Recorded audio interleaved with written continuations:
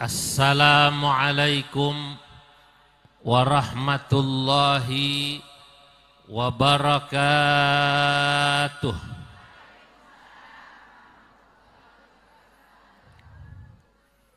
Alhamdulillahilladzi idza arada bi'abdihi khairan yufaqqihhu fid din. Wassalatu wassalam ala man ikhtassat wa tamayyazat ummatuhu bitasalsulil isnad ila yaumiddin. Sayyidina wa habibina wa syafi'ina wa maulana Muhammadin wa ala alihi wa ashabihi wa man tasalsala ilaihim wa man tafaqqaha wa tasalsala ilaihim min ayyamin madiyah ila yaumiddin, amma ba'du. Hadratal muhtaramin, para alim ulama, para masyayikh, wabil khusus al-mukarram Romo Kiai Haji Muhammad Farihin Syahmari, pengasuh Pondok Pesantren Al-Falah, Al-Mukarram Kiai Haji Ahmad Nahduddin, juga pengasuh Pondok Pesantren Mislahul Muta'allimin, Al-Falah juga, Al-Falah Mislahul Muta'allimin, juga sekaligus sekretaris PCNU Kabupaten Pemalang. Yang saya muliakan Rois Syuriah PCNU Kabupaten Pemalang, Romo Kiai Haji Mahmud, pengasuh Pondok Pesantren Nurul Huda, para pejabat yang hadir di sini, camat Warung Pring mewakili Bapak Bupati, hadir di sini calon-calon pejabat, caleg kan calon pejabat ya. Yang insya Allah semua yang hadir, Bapak Ibu, para alumni, para wali santri, para muhibbin, insya Allah yang hadir, yang rawuh dicatat dalam deretan ahli surganya Allah.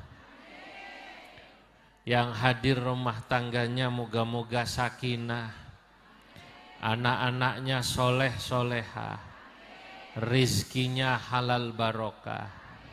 Saya doakan yang hadir semua bisa merasakan nikmatnya haji dan umrah ke Mekah, bisa merasakan nikmatnya tawaf di Ka'bah, sa'i di Safa Marwah, ziarah ke makam Nabi di Madinah, pulang haji moga-moga bisa bangun rumah, bisa beli mobil mewah tanpa perlu menjual sawah.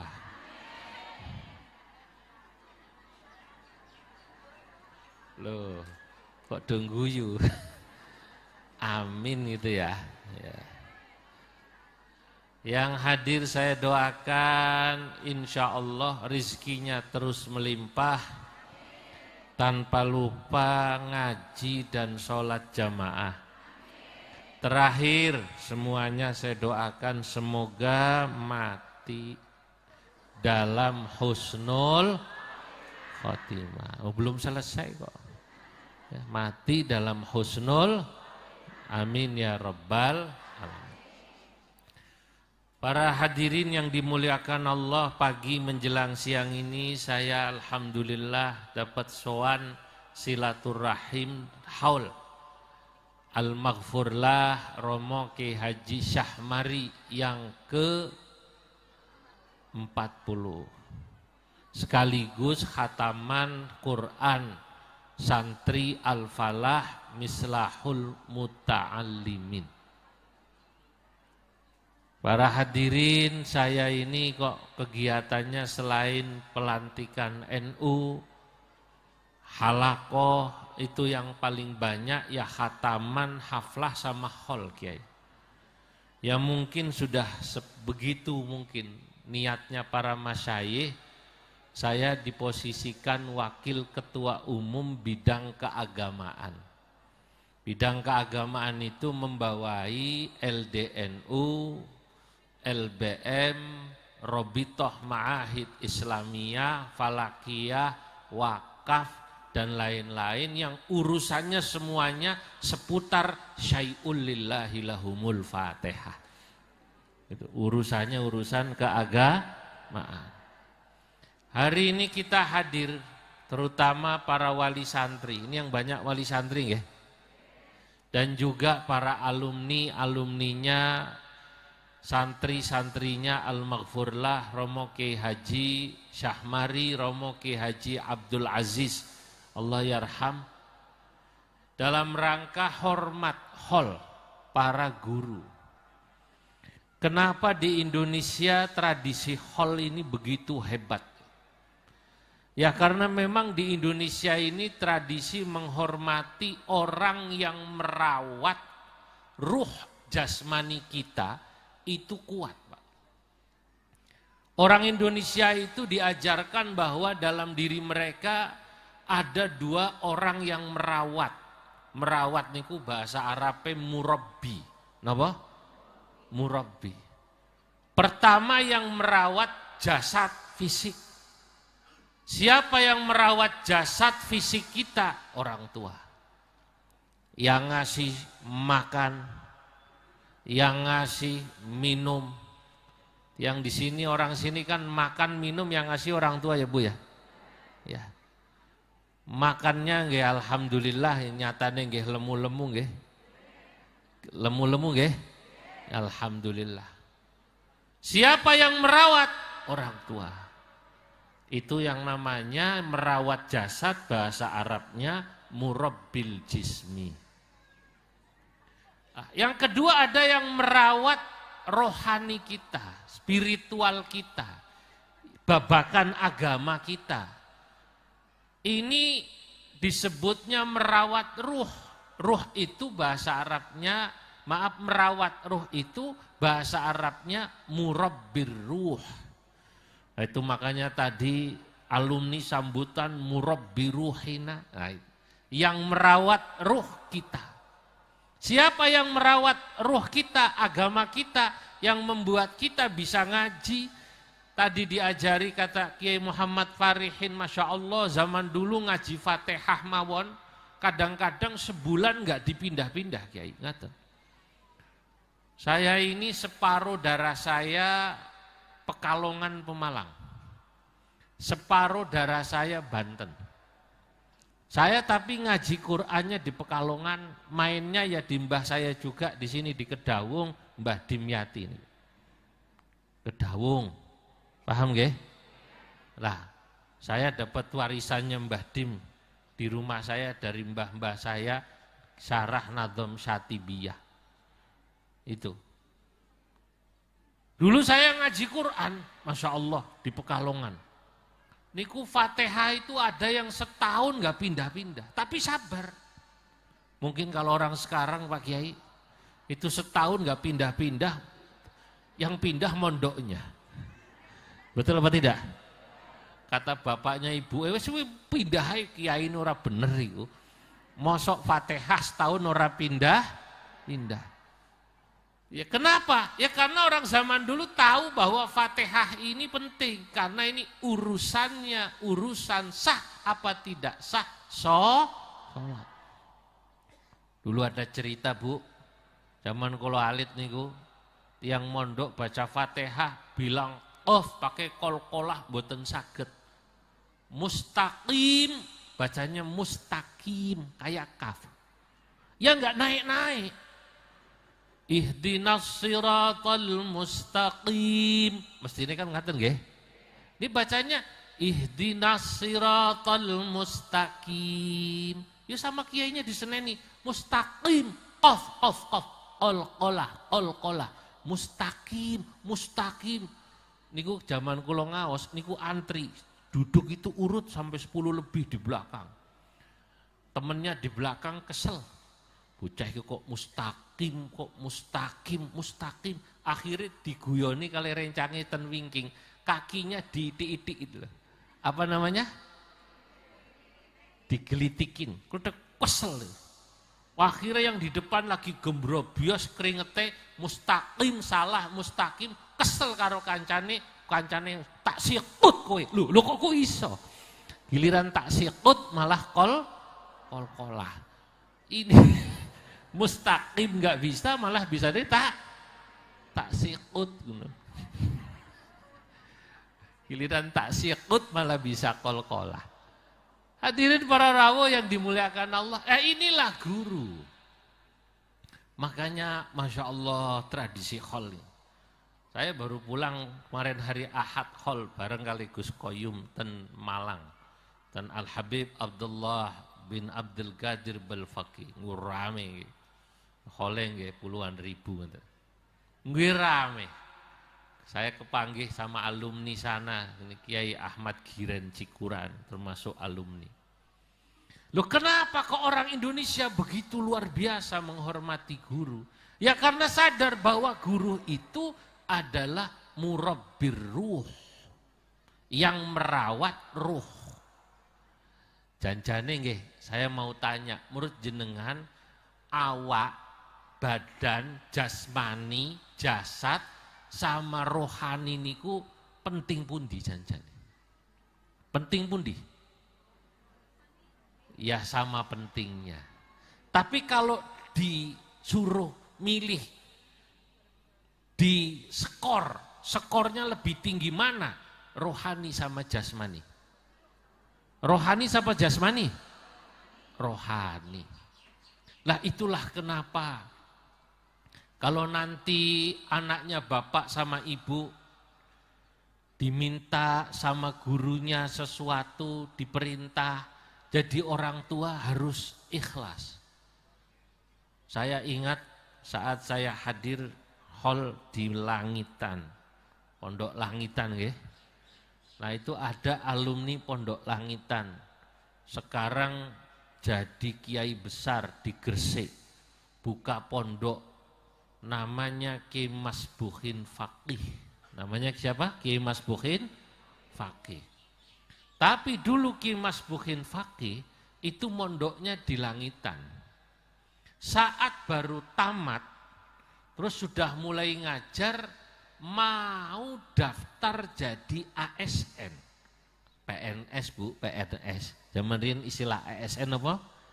PNS, pegawai negeri. Lalu Kiai Masbuhin Faqih ditimbali sama Kiai Faqih Abdullah Faqih Langitan, gurunya. Kene, Masbuhin kene. Aku ra rido kowe dadi PNS.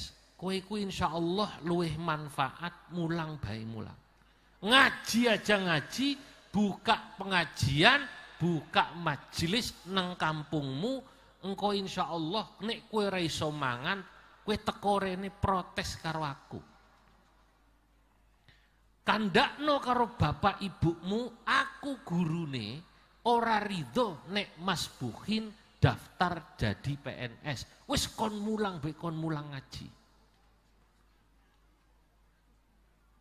Ini kalau panjenengan yang jadi orang tuanya kados Kiai Masbuhin, kira-kira jadi orang tua mengikhlaskan anaknya nderek sarane kiai apa ikut coro kita orang tuanya? Nderek kiai ini napa? Napa kita? Nah, kalau zaman sekarang kira-kira, wah aja kowe PNS saya, kowe urung aja melu kiyaine ngono. Kan gitu ya Bu ya? Kalau zaman dulu ikut kiainya. Begitu disampaikan apa yang disampaikan Ki Abdullah Faqih Langitan, matur kalih tiyang sepahe, Bapak Ibu kula didhawuhi kalih Abah Yai ampun daftar dadi ASN ken mulang ngaji mawon buka pesantren. Melu kiaimu. Sekarang Ki Masbuhin Faqih santrinya lebih dari 5.000. Cabangnya besar. Itu karena apa? Karena mengikuti saran kiainya, mendahulukan saran kiainya sebagai murabbir ruh, yang merawat nopo rohaninya, spiritual. Maka riyen wonten seorang penyair menyampaikan dalam syairnya begini. Uqaddimu ustadzi ala birri walidi wa in kana li walidil birru wal atfu uqaddimu ustadzi ala birri walidi wa in kana li walidil birru wal atfu fahadha murabbir ruhi war ruhu jauharu wa hadha murabbil jismu wa huwa laha sadfu. Masya Allah. Uqaddimu ustadzi, saya mendahulukan guru saya. Ala birri walidi, seringkali saya mendahulukan guru saya, kiai saya, kepentingan guru saya atas orang tua saya. Kenapa? Wa in kana liwalidil birru wal adfu. Walaupun saya tahu bahwa bapak ibu saya Masya Allah kebaikannya banyak pada saya, yang merawat saya dari kecil. Kenapa? Fahadha murabbir ruhi warruhu jauharu. Karena karena kiai saya, ustadz saya adalah yang merawat ruh saya, yang merawat agama. Wahada murabbir ruhi warruhu jauharu, dan itulah ruh agama rohani adalah jauharu, inti kita. Inti daripada diri kita nggih niku agamane kali rohanine. Bapak Ibu, kita ini Masya Allah walaupun badannya kurus, awake kuru, ora pati ganteng, ora pati ayu, ning nek sembayange sregep, akhlake sae, insya Allah bagus. Betul apa betul? Sebaliknya, ada orang badannya gemuk, wong tiap siang dikasih makan sama susu. Zaman sekarang kan ada program katanya tiap hari siang mau dikasih apa? Susu. Badannya gemuk, awake sekel, ganteng, ayu. Tapi kalau tidak pernah sembayang, akhlak elek, percuma. Betul apa betul? Makanya beliau katakan wahadha murabbil jismi wahwa laha sadfu. Para rawuh yang dimuliakan Allah Subhanahu wa taala, inilah salah satu di antara hal yang membuat saya sebagai orang Indonesia niku satu sisi masih optimis. Kalau hol-hol para masyayikh di pondok-pondok niki masih rame, berarti insya Allah orang Indonesia agamanya masih bagus. Alhamdulillah. Kenapa? Berarti masih bagus. Hormatnya sama siapa? Guru kali masyayikh. Kira-kira 3 minggu lalu saya ini pernah ditanya sama mahasiswa Indonesia, cucunya Mbah Nur Bantul yang kuliah di Islamabad, Pakistan. Kalau kepanggih piyambake ten Pakistan sekitar 2 tahun lalu saat saya ada kegiatan di Karachi dan Islamabad. Piyambake tanglet kali kula, Yai, di Indonesia ini ada apa tidak ulama Indonesia yang mensyarahi kitab-kitab hadis. Yang mensyarahi kitab-kitab hadis. apakah Bukhari, apakah Sahih Muslim, apakah Sunan Tirmidzi atau Abu Dawud atau yang lain-lain. Yang besar, tapi khusus yang ditanya Sahih Bukhari Muslim. Kenapa kata saya di sini ulama Pakistan mau datang ke Indonesia untuk meneliti secara khusus kalau memang ada ulama Indonesia yang mensyarahi Sahih Bukhari dan Muslim, mereka akan meneliti hasil karya ulama Indonesia itu. Saat kalau ditangleti ngaten niki, jujur saya bilang, Gus, sampai sekarang ini hasba ma'araftu, sepanjang yang saya tahu, saya belum menemukan ulama Indonesia yang mensyarahi Sahih Muslim dan Sahih Bukhari. Nek mucal kalau ngajar Sahih Bukhari, Sahih Muslim banyak. Tapi mensyarahi ini enggak sembarangan Pak Camat. Berarti indahu ba'un tawil, dia punya modal yang cukup. Kalau orang modalnya cukup nih sakit mensyarahi Sahih Bukhari. Kalau cuman yang namanya Bukhari orang Indonesia banyak apa mboten? Yang namanya Muslim kata apa mboten? Ada. Tapi mensyarahi Sahih Bukhari Muslim jujur belum banyak. Atau makan belum ada yang saya temukan. Lha kula niki maos dari zaman dulu turos-turos yang tadi disebutkan niku oleh Pak Yai tadi niku alumni mriki. Ya saya punya kumpulan kitab-kitabnya termasuk NU mengeluarkan kitab Thaquful Akhyarin Nahdiyah. Kumpulan karangannya ulama-ulama jadi zaman Syekh Yusuf Al-Makassari sampai zaman Syekh Abdul Rauf Singkil semua ada. Tapi yang mensyarahi Sahih Bukhari Muslim tidak ada. Lah sementara, ngapunten, ini cerita dulu, nggih. Ulama India, ulama Pakistan, ulama Afghanistan itu kalau dalam produktivitas menulis kitab kathah, Pak. Saya mau cerita, tapi niki rahasia, jangan ngomong-ngomong. Rahasia. Kula ten Kabul, Afghanistan 2 kali. Mewakili PBNU rapat OKI. OKI niku organisasi kerjasama Muslim, negara Muslim sedunia. Bahasa Arabnya Munazzamat Ta'awun Al-Islami. Ping kalih kula ten Afghanistan. Jadi saya ke Kabul, saya lihat betul bagaimana Afghanistan bukan seperti yang orang baca dari sosmed, medsos niki. Makanya kan ada peribahasa Arab yang mengatakan falaisa man ra'a kaman sami'a. Ora padha wong sing mok ndungu tok karo sing langsung weruh ningali langsung. Betul apa tidak?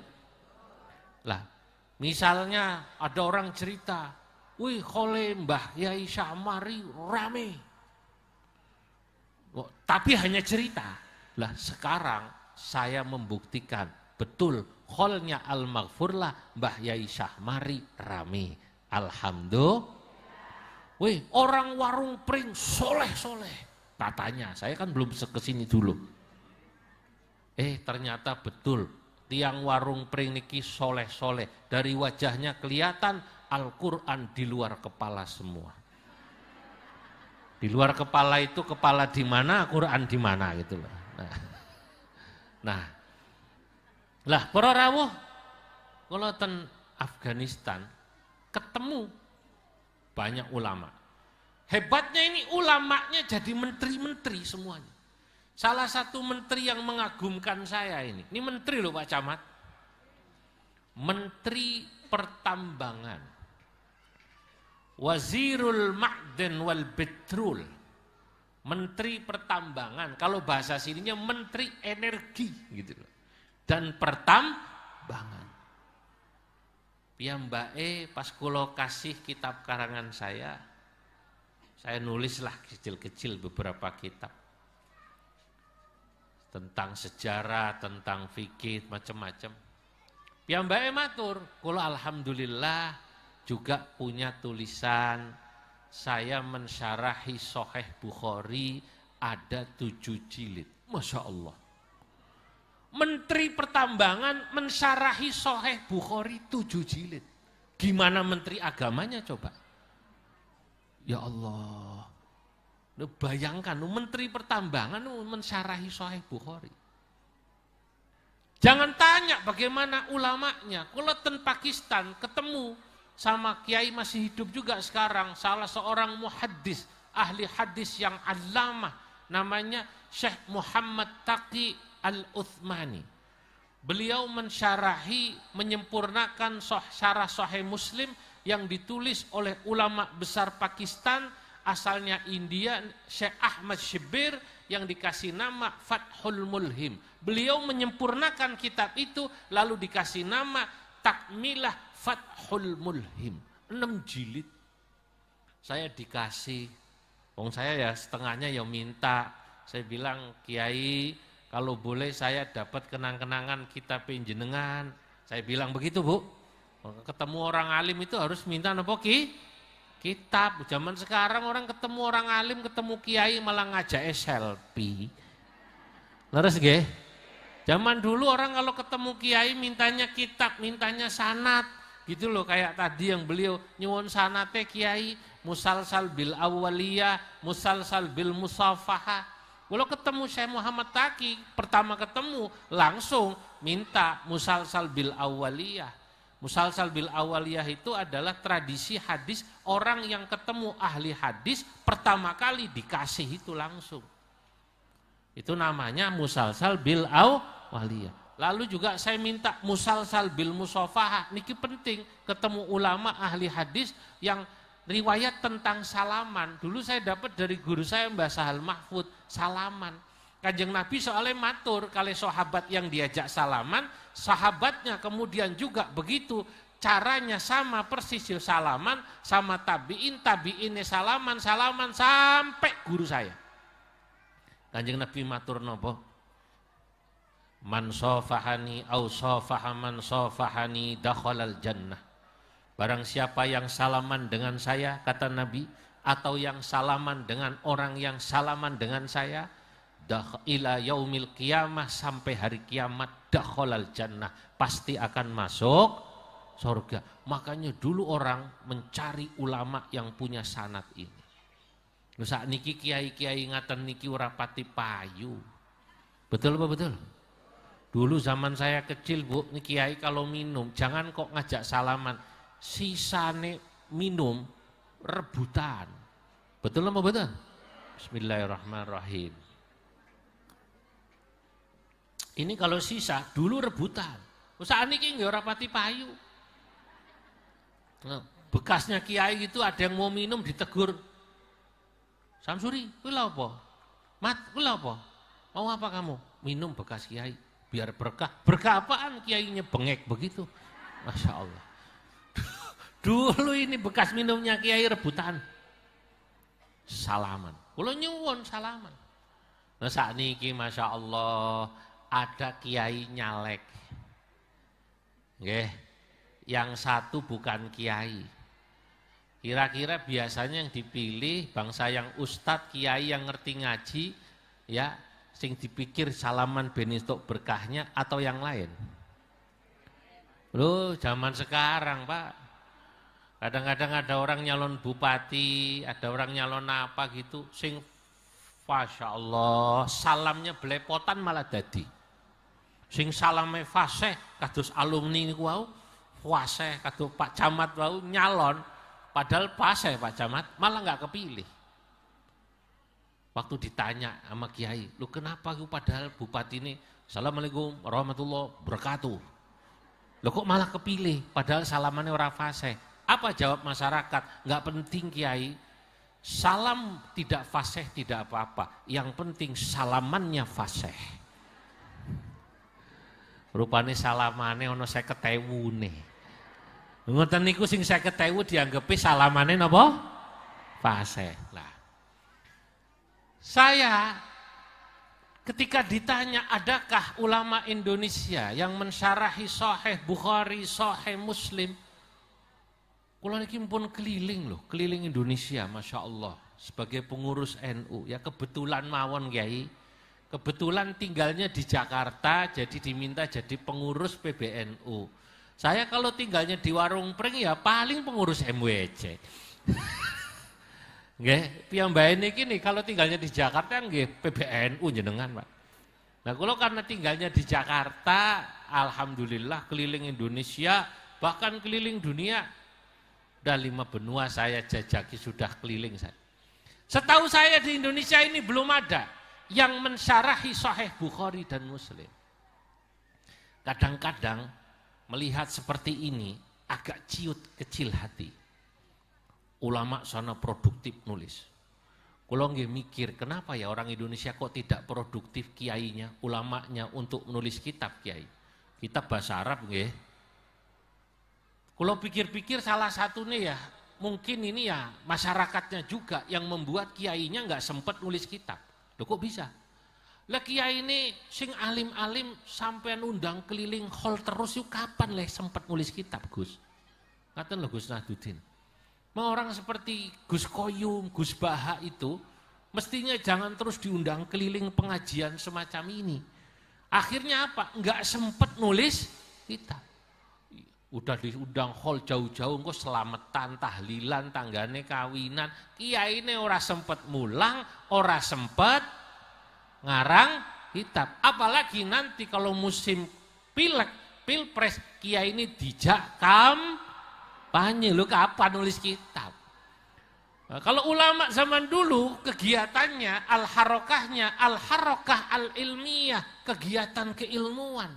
Lu kalau sekarang kadang-kadang kiainya yang banyak itu, apalagi 5 tahun sekali, yang sibuknya itu al-harokah al-pilkadaiyah. Wal harokah al-pilpresiyah. Wal harokah al-pilgiyah.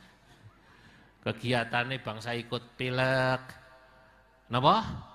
Pilkada, kemudian apa? Pilpres. Lah inilah yang menyebabkan ulama kita tidak produktif. Walaupun saya juga masih bangga. Mungkin ulama Indonesia dalam hal produktivitas menulis kitab tidak seperti ulama sana. Tapi ulama Indonesia punya kelebihan lain. Apa? Lah ini mungkin hikmahnya. Ulama Indonesia itu ringan kaki. Saya sering hadir hall sana sini. Coba panjenengan rawuh, Mbah Rois rawuh, pengasuh pondok pesantren Al-Karimi rawuh. Ngaten niki ngapunten, kalau ulama-ulama luar negeri sana jarang yang begini ini. Wes nang pondok mulang nulis ora tahu metu, akhirnya kurang rodok bergaul. Paham nggih? Lah ulama Indonesia kelebihannya apa?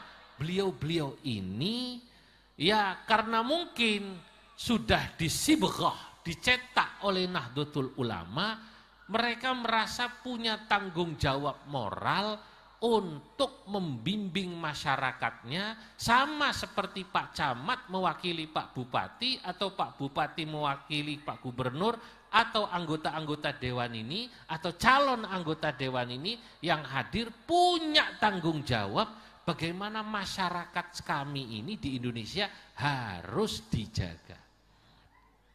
Lah apa kelebihan ulama kiai-kiai Indonesia? Nah saya katakan setidaknya ada tiga. Kiai dan ulama Indonesia niku termasuk Romo Yai Syahmari yang kita holi niki, Romo Kiai Abdul Aziz yang kita holi ini, itu melakukan yang dilakukan oleh ulama-ulama Nahdlatul Ulama pada umumnya. 3 hal. Apa? Yang pertama, beliau itu menjaga faham ahlus sunnah wal jamaah di Indonesia. Niki pertama. Kedua, ini saya 1, 2, 3 dulu, baru nanti kalau cukup waktunya diterangkan pelan-pelan. Kedua, ulama-ulama kiai-kiai Indonesia ini punya kelebihan selain terus membentengi dan menjaga faham ahlus sunnah wal jamaah di Indonesia, ulama-ulama Indonesia niki punya kelebihan selalu memposisikan diri sebagai penjaga moral bangsa.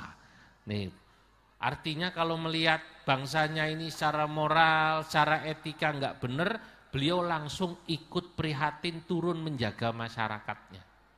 Baru yang ketiga, ulama Indonesia ini punya kelebihan selalu menjaga dan membentengi serta mempertahankan NKRI, Negara Kesatuan Republik Indonesia, yang kalau ibu bapak itu selalu dalam acara-acara NU dikatakan NKRI harga mati. Nah ini tiga hal. Yang pertama, ulama Indonesia itu Bapak Ibu adalah penjaga paham Ahlus Sunnah wal Jamaah. Lewat apa? Nah sekarang sederhana.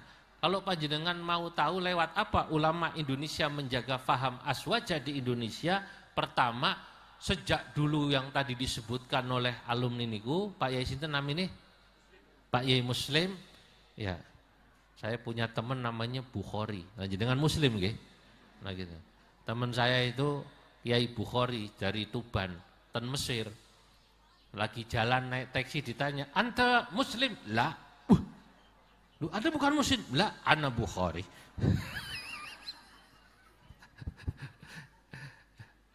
Saudara, ini Kiai Muslim. Ya.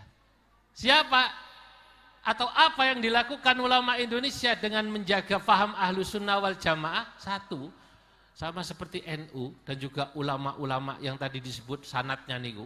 Dari zaman Mbah Syekhona Khalil Bangkalan, Syekh Mahfud Termas, Syekh Nawawi, Mbah Hasyim Asy'ari. Beliau-beliau menjaga faham Ahlus Sunnah wal Jamaah di Indonesia. Satu, dengan ngarang kitab. Ngarang kitab nih. Syekh Nawawi niku karangan kitab tentang aswaja kata. Yang paling kecil Tijan Durori. Kale Fathul Majid niku lho tauhid. Tiang mriki pasti hafal nadomane lah. Diajari sifat 20. Allah wujud mukhalafatun qiyamuhu wahdaniyah ilmu sama kalam qadiran aliman basiran.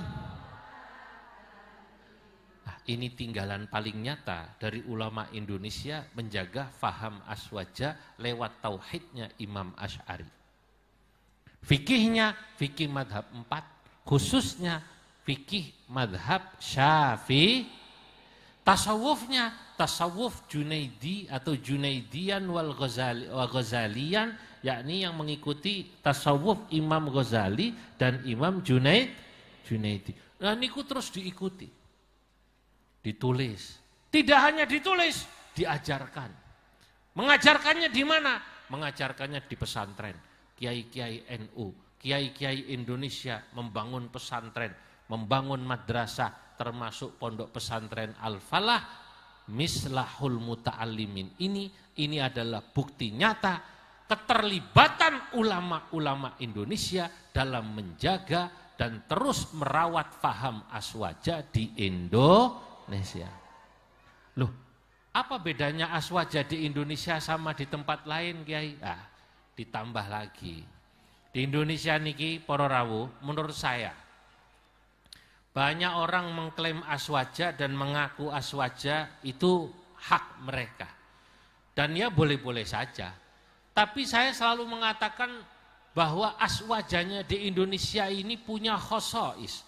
Khosois niku punya keistimewaan yang mungkin tidak sama atau beda dengan beberapa khosois yang ada di tempat lain. Kalau yang tadi tauhidnya, fikihnya, tasawufnya mungkin sama. Kalau kepanggih ulama di Cina ya, saya ketemu ulama di Korea, saya ketemu ulama di Uzbekistan, saya ketemu ulama di Azerbaijan, Saya ketemu ulama di Turki, di Pakistan, kemudian di Afghanistan. Ini kalau ditarik dari Jepang paling timur, Jepang, Korea, Uzbek, India, kemudian Afghanistan, Pakistan, Turki, Azerbaijan, niku mayoritas Ahlus Sunnah wal Jamaah, tapi pegangannya Imam Maturidi. Kalau di sini pegangannya Imam Asy'ari. Fikihnya di sana madhabe Hanafi, temriki madhabe Syafi'i. Bapak Ibu, madhab Hanafi niku kalau subuh mboten kunut. Nek ten Indonesia sing subuh mboten kunut niku sinten?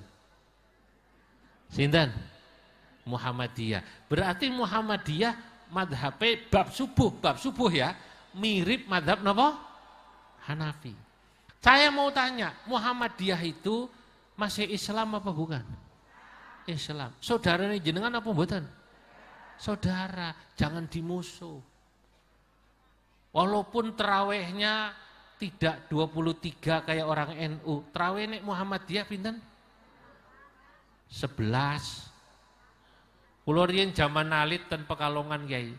Itu kalau ada orang Muhammadiyah sembayang di musola atau di masjidnya NU, begitu 10 terus pulang atau 8 terus pulang, itu orang kampung langsung komen Pak Camat. Iku do balik sapa kuwi? MD. MD ki maksudnya apa? Muhammadiyah. Kok kaya-kaya kita itu musuhan? Wong podo-podo ibadah. Jangan musuhan, jangan. Saya malah seneng kok. Saya sering ceramah tentang begini ini di bandara ketemu orang. Ya, kalau yang ketemu tiang NU, kalau paham. Biasanya kalau ketemu pengurus NU niku santri nggih, salaman, biasanya cium tangan ya NU. Kalau ketemu kali pengurus Muhammadiyah, saya nggak kenal.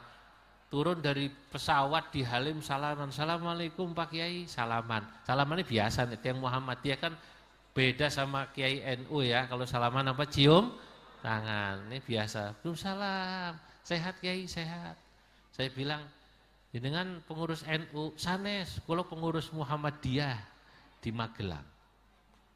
Saya senang mendengar Kiai ngaji karena narasi-narasi, ucapan-ucapan yang disampaikan Kiai selalu ingin menjelaskan bahwa Muhammadiyah dan NU itu sama-sama Islam, sama-sama saudara. Betul apa betul? Jangan ribut. Enggak perlu musuhan. Masa kita mau nolong orang aja harus pakai tanya NU apa Muhammadiyah? Dulu orang Moga ini rame zaman Pilpres tahun berapa itu antara PKB dan P3. Mandiraja. Betul apa betul? Ada orang Mandiraja di sini? Sampai rumah dibakar. Sampean mau kayak gitu terulang lagi napa mboten? Jangan mau saudara kita dibakar oleh narasi-narasi kebencian yang mengajak kita musuhan. Wong pertama podo-podo Islame, malah nek PKB karo P3 podo-podo NU nih. Betul? Loh yang satu Islam, satu Kristen, satu Hindu, satu Buddha saja kita tidak boleh ribut karena sama-sama Lah, saya menyampaikan begini sama. Termasuk kemarin saya hadir haul di Malang. Sekarang ini ada narasi yang satu menyebut habaib itu imigran, yang satu menyebut pribumi. Ini saya mengatakan ini bahaya ini. Kalau ini dibiarkan terus membesar, ya nanti bisa sama seperti di Mandiraja tahun kapan itu? Tahun 2000-an nggih? P3 sama apa? PKB. Belum lama ini yang sepuh-sepuh masih hidup. Kalau dibiarkan narasi kebencian, menyebut kata-kata kotor, lama-lama orang marah. Kulo mboten seneng ngoten niku. Sama-sama Islam, sama-sama saudara. Masa sampai ada orang jatuh di jalan, gedebuk naik motor, pakai ditanya, Islam apa bukan Pak? Alhamdulillah Islam Pak. NU apa Muhammadiyah? Alhamdulillah NU. NU ini PKB apa P3? 01, 02 apa 03? Waduh, Mati wong iki ya. Ini bahaya, Pak. Makanya saya mohon para tokoh-tokoh itu harus ngasih contoh. Kalau bicara sebab yang namanya para tokoh itu Quraisy. Quraisy itu akan dilihat suku-suku yang lain, orang di bawahnya.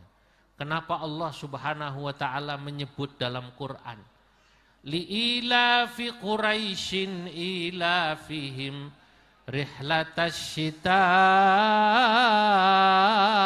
was-sayf falya'budu rabb hadzal bait alladzi at'amahum min ju'in wa amanahum min khauf.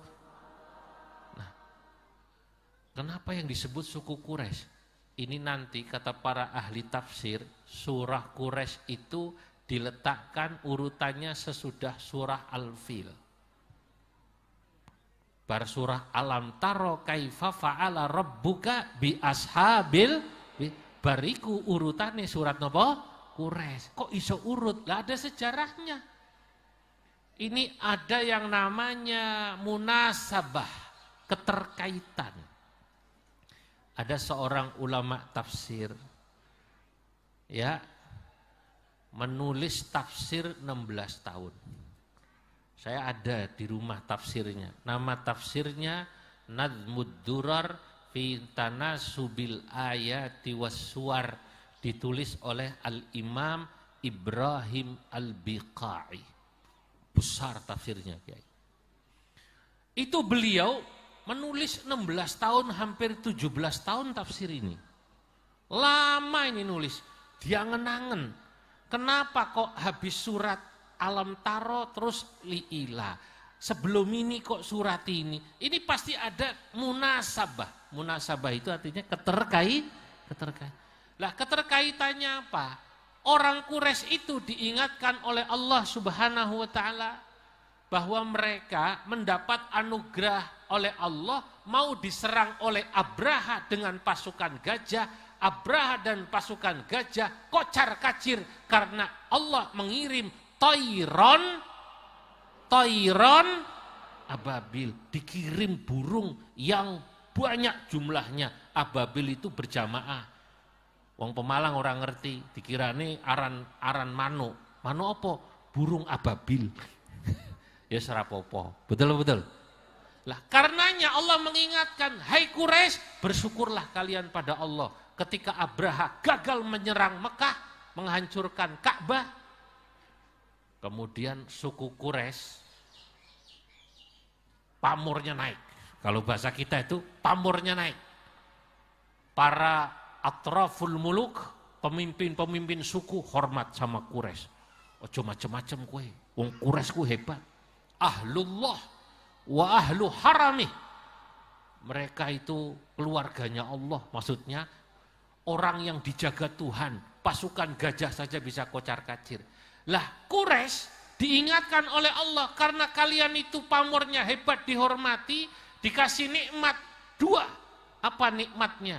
Nikmat utamanya ternyata disebut oleh Allah, alladzi at'amahum min ju' wa amanahum min khauf. Satu, dikasih stabilitas ekonomi, at'amahum min ju' wa amanahum min khauf, dikasih stabilitas keamanan. Jadi nikmat utama itu nggih aman sama ekonomi lancar. Tiang Pemalang, tiang Moga, tiang Warung Pring, Bu, walaupun nggak punya mobil Alphard, nggak punya rumah gedung tingkat, yang penting tinggal aman nggih. Yang penting masih bisa nempur beras, masih bisa nyekolahkan anak. Alhamdulillah. Loh, saya keliling di negara-negara yang sedang kacau. Itu kalau lihat Indonesia iri, Pak. Kalau kepanggih salah seorang ulama dari Yaman, sudah lama ya. Kira-kira 4 tahun lalu gitu. Di daerah Jakarta, Tangerang sana. Saya ngobrol sama ulama ini. Dari mana, Syekh? Dari Yaman. Sudah berapa tahun di Indonesia? Berapa lama datang ke Indonesia? Sudah 2 tahun, kaget saya. Loh kok 2 tahun? Kok nggak pulang-pulang? Apa jawab beliau? Loh kenapa kaget? Ya saya ini jujur ngungsi. Karena negara saya perang. Kalau negara saya rukun kayak Indonesia, saya nggak akan pernah meninggalkan negeri saya. Masya Allah. Berarti kita ini orang Indonesia harus bersyukur apa tidak? Syukur. Loh kalau di Afghanistan, ada orang kayak Afghanistan, saya di hotel. Mendatangi saya, sugih nih. Pak, Indonesia ya Pak? Ya. Bisa enggak saya titip anak saya kuliah di Indonesia? Ini orang kaya Pak. Karena di Afghanistan mau kuliah susah. Ya Allah, berarti ngene-ngene kita yang Indonesia harus syukur. Alhamdulillah. Saya ke Jerman. Sampai ngerti Jerman ya? Jejere Kauman. Dekat Kiai Sakban. Kula ten Jerman. Bakdo pengawasan dari Belanda, kula ten Jerman. Kula dijak keliling kali supire duta besar. Saya lihat ada satu lapangan besar sekali. Niku isine tiang Syria yang ngungsi 200.000 di situ di lapangan. Tiang Syria niku kalau lihat orang Indonesia, orang Pemalang, orang Warung Pring iri. Loh kok iso ya, Masya Allah negara bisa aman gitu, nikmat. Negara saya kok hancur-hancuran. Orang Warung Pring ngaji nikmat karo senderan sikile selonjor. Alhamdulillah. Oh ngaji niku mboten senderan mawon enak, apalagi saged senderan, saged selon. Diwai berkat pisan. Iri, Pak. Lah, Quraisy diingatkan Allah. Karena negerimu sudah dikasih 2 hal. Stabilitas ekonomi, stabilitas keamanan. Falyabudu rabb hadzal bait. Maka Quraisy sembahlah Allah yang memiliki Ka'bah ini. Begitu Quraisy kemudian iman, dalam surat berikutnya, idza jaa nasrullahi wal fath wa ra'aitan nasa yadkhuluna fi dinillahi wajah. Begitu Quraisynya sudah iman, yang lain melu, Pak. Makanya Indonesia ini kenapa kok paham ahlus sunnah menyebar? Saya boleh katakan ini, boleh saya katakan Indonesia ini asli peradaban keislamannya di Indonesia adalah peradaban Islam ahlus sunnah wal jamaah. Bukan Islam Wahabi, bukan Syiah, bukan Mu'tazilah. Yang asli Indonesia sejak dulu datang sini adalah faham ahlus sunnah wal jamaah. Makanya kalau ada orang datang bawa paham Wahabi, terus membid'ah-bid'ahkan, mensesat-sesatkan ulama Indonesia, berarti orang ini tidak ngerti bahwa mereka lah yang datang membawa faham yang baru. Nek asline Indonesia nggih kados jenengan sedanten niku. Nggih tahlilan, nggih haul, ya malam Jumat baca ya Yasin, kali berjanjian nggih. Nggih, berjanjian. Itu asli Indonesia. Loh sekarang orang berjanjian niku Pak Yai dibilang sesat bid'ah. Sholawatan itu katanya kayak orang Kristen di gereja. Begitu katanya. Apa itu katanya? Beberapa masjid di kota itu dilarang berjanjian. Kayak orang Kristen di gereja. Selawatan gak usah di lagu-lagu. Lawatan itu ya cukup Allahumma sholli ala Muhammad wala ali Muhammad. Loh, dia nggak tahu kalau orang Pemalang itu lagunya kreatif-kreatif. Betul betul. Ono lagu anak soleh digawe lagu. Alamate anak ba'dane mukmin.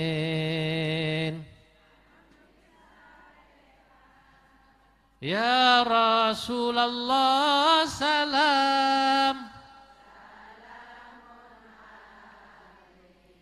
Ya Rafi'asyah.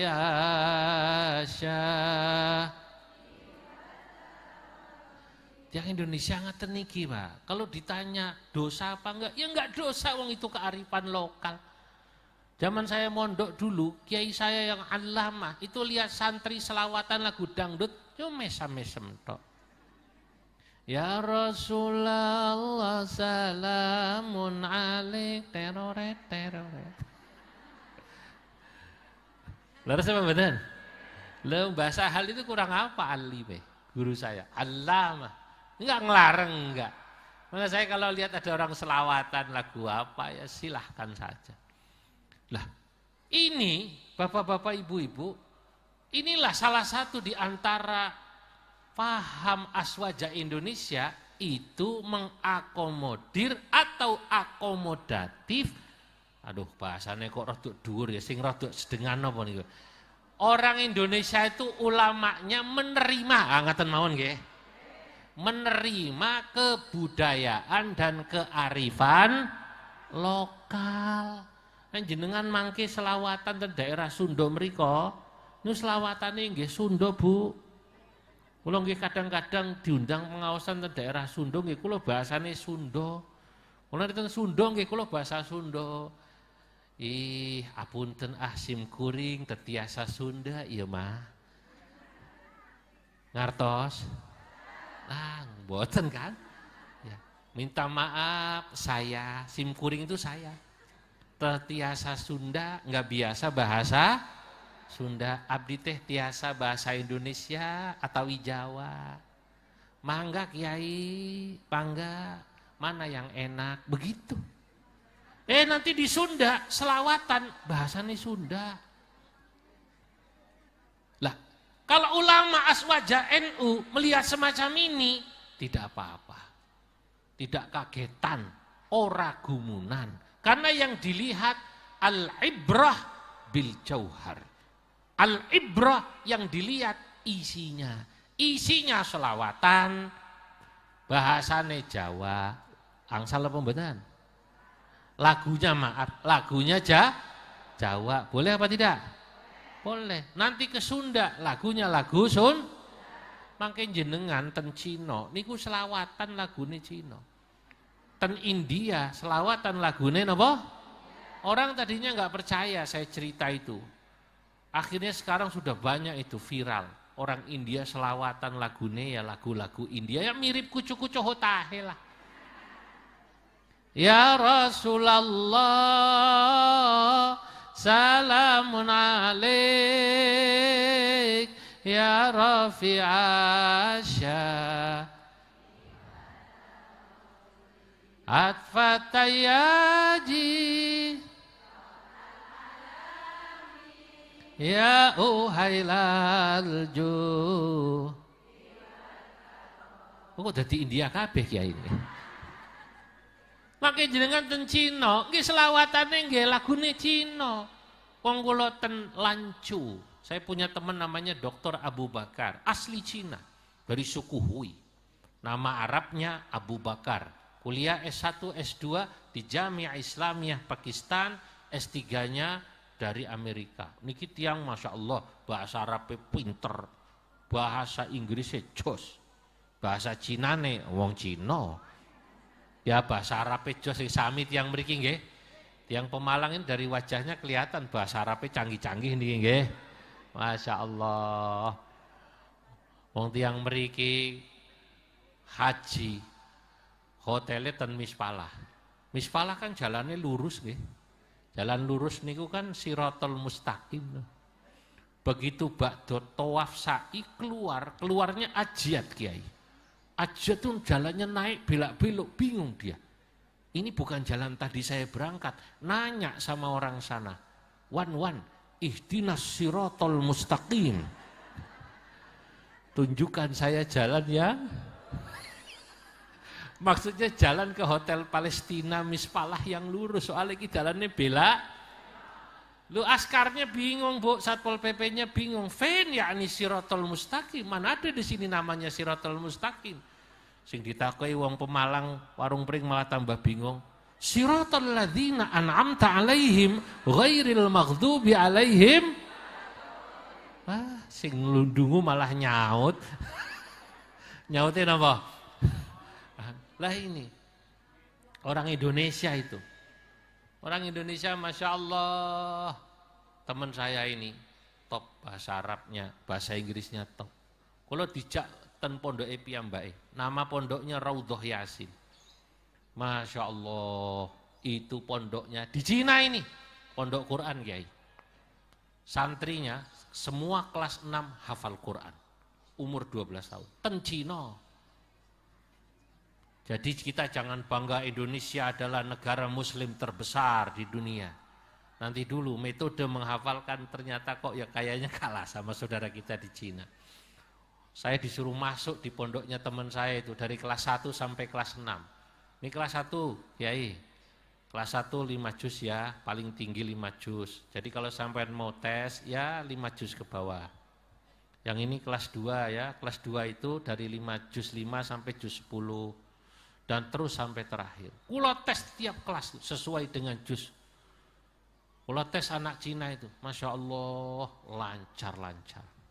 Dites langsung. Surat apa? Lancar. Ayat apa? Lancar.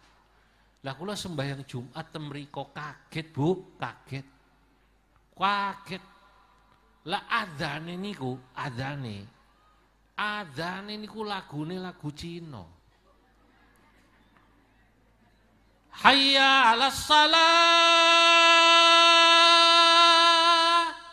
Hayya 'alas salah. Hayya 'alal falah. Hayya 'alal falah. Allahu akbar, Allahu akbar. La ilaha illallah. Saya mau ketawa takut kualat, Kiai. Ya Allah, kok ono adzan lucu ning ini. Kula batin, kata saya dalam hati, iki wong Cina pasti nek malam Jumat berjanjen pas asyraqol lagunya lagu Jet Li gitu. Lagunya lagu Wong Fai Hung. Begitu asyraqol beda sama orang Pemalang Moga sini Warung Pring.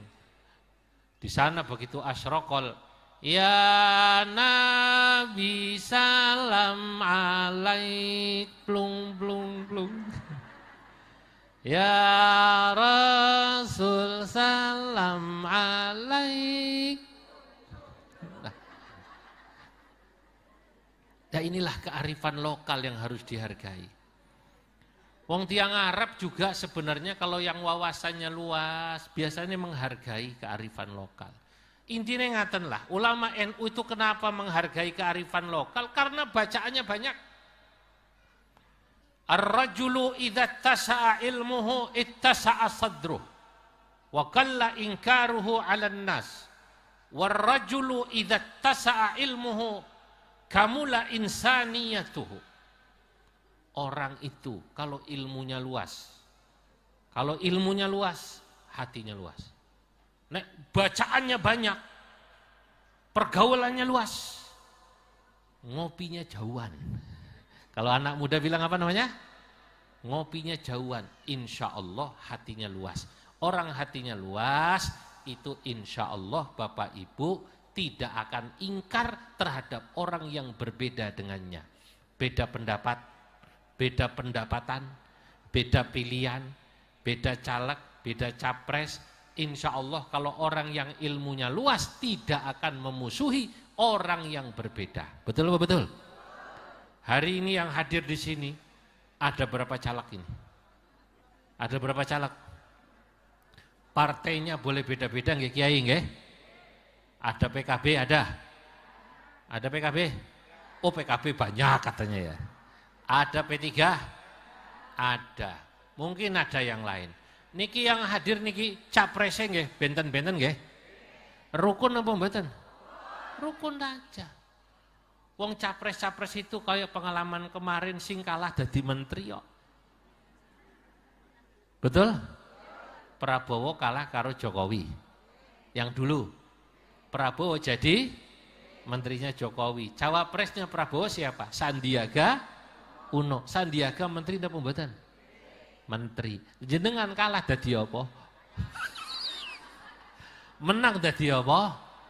Biasa saja. Makanya ya Allah, ulama dulu itu menghargai kearifan lokal, termasuk menghargai perbedaan. Karena apa? Inilah khosois ulama ahlus sunnah wal. Makanya kalau memperhatikan gini, kalau sekarang kok ada orang kalau berbeda itu langsung memusuhi orang yang beda. Ini cirinya dia tidak mewarisi watak asli aswaja Indonesia. Betul apa tidak? Kalau watak asli aswaja Indonesia, cirinya menghargai apa tadi? Perbedaan. Saya katakan, kula niku ningali tiang daerah mriki, tiang daerah Tegal, bahasa Arab ndonga pakai kearifan lokal, itu saya ketawa senyum dan orang Arabnya nggih maklum. Bu, wonten tiang Tegal Pemalangan, Berbesan kan bahasanya rada ngapak ya. Niku tawaf sa'i 7 putaran, doanya cuma 1. Bahasa Jawa. Tapi ya ulama tidak melarang wong tawaf itu pakai bahasa Jawa boleh. Yang enggak boleh itu doa pakai bahasa Jawa dalam sholat. Kalau tawaf boleh apa tidak? Tawaf boleh. Lah dia mungkin bosen Robana Atina. Akhirnya tawaf 7 putaran Kiai. Ada orang daerah Tegal Pemalangan Brebes ini 7 putaran doanya cuma 1. Ya Allah pada baik, ya Allah pada baik, pada baik, ya Allah pada baik. 7 putaran doanya pada baik, ya Allah pada baik, muter. Selesai tawaf ditanya, Mbah, jenengan iki tawaf kok 7 putaran pada baik, pada baik, pada baik. Apa jawabnya? Canggih, wong warung pring. Jadi wong warung pring, lah kayak pada ndonga kayak doanya apik-apik bahasa Arab, bahasa apa kayaknya ora paham. Pastine kayak isi doanya kan apik ya. Njaluk selamat dunia akhirat, pengen urip enak kabeh. Nyong maksudnya njaluk kayak kue pada baik. Masa iya Gusti Allah ora paham? Wong warung pring. Masa iya malaikat ora paham? Canggih napa mboten? Ada lagi cerita guru saya. Orang daerah sinian inilah Tegal Pemalang ya. Lagi sujud di depan Masjidil Haram. Dilangkai. Lah orang sana kan kalau sholat posisi sholat sunnahnya nggak tepat bisa dilangkain orang. Betul apa betul? Ya nggak boleh marah. Lah pas dia sujud dilangkain sama orang pakai ihram. Lah ihram itu kan nggak pakai celana dalam. Wala serual wala sempak. Betul apa betul? Beliana seruale, beliana apa? Sempake. Begitu bangun dari sujud, masuk ke dalam ihrame wong Arab. Jare wong kene peteng dedet. Langsung kena ya. Kesel. Tersinggung, dia nggak paham. Singkat cerita gelut. Tukaran nang ngarep Masjidil Haram, buk dicekel karo askar. Hadza haj, haram alaikum. Haji, aja tukaran. Kira-kira kalau diterjemahkan begitu. Haram. Kenapa ini kenapa? Wong Pemalang, wong Tegal tadi itu yang sujud bangun terus kelebon ihrame wong Arab. Bingung mau menjelaskan bingung. Akhirnya pakai bahasa Arab, ya Pemalang Tegalan warung pring. Begini tuan, nyong kan lagi hadak ya, lagi sujud dibilang lagi hadak. Nyong kan lagi hadak ya. Lah pas nyong lagi hadak, lah kok dihadak, ya tak hada maning lah. Masya Allah, ini namanya bahasa Arab kearifan lokal warung pring. Saudara-saudara, nah ini baru satu loh. NU menjaga paham apa namanya? Ahlus sunnah wal. Kedua, NU menjaga moral bangsa. Ketiga, NU menjaga membentengi NK. Yang kedua, ketiga wis jam luwih sih ya. Lalu mau diteruskan ya kelarnya asar. Sementara ini dulu ya. Insya Allah, moga-moga kita yang hadir di hall ini semua dapat barokah. Moga-moga insya Allah faham aswaja NU tetap menjadi faham yang kuat, di negeri kita tentunya dengan apa? Paham aswaja kuat, dengan tetap besar dan kuatnya pondok-pondok pesantren, nggih. Makanya panjenengan sami terus anaknya dipondokkan ke pesantren terus, jangan berhenti-berhenti.